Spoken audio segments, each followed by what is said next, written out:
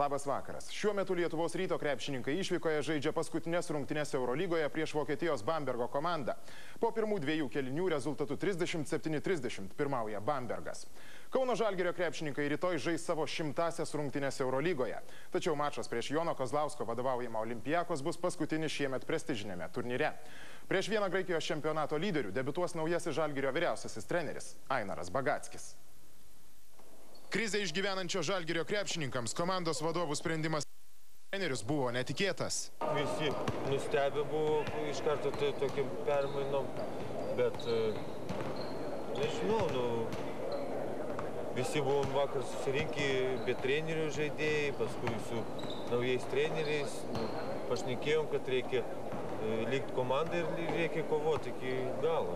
Ainaras Bagackis neslėpia, kad dvikova prieš Olympiakos jam bus nelengvas išbandymas, nes dar nespėjo įsigilinti nei į Žalgirio, nei į Graikijos klubo žaidimo niuansus. Наша первая задача тренеров – это поднять настроение, поднять боевой дух. Mūsų pagrindinė užduotis yra pakelti komandos nuotaiką, kovinę dvasią. Mėginsime tai daryti nestandartiniais veiksmais. Žaidime aš nematau prasmės kažką labai stipriai keisti. Žinoma, puolime ir gynyboje atsiras kažkas naujo, bet iš esmės viskas liks taip, kaip buvę. Dabar turime visą trenerių komandą. Taip, aš esu vyriausiasis treneris, bet šią akimirką man labai reikalinga kolegų pagalba. Mes tenksimės visas rytojaus rungtynių problemas spręsti kartu.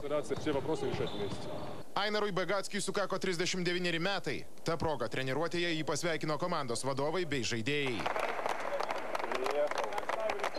Žalgiris rytoj mėgins nutraukti gėdingą jau 13 iš eilės pralaimėjimų seriją Eurolygos top 16 etape.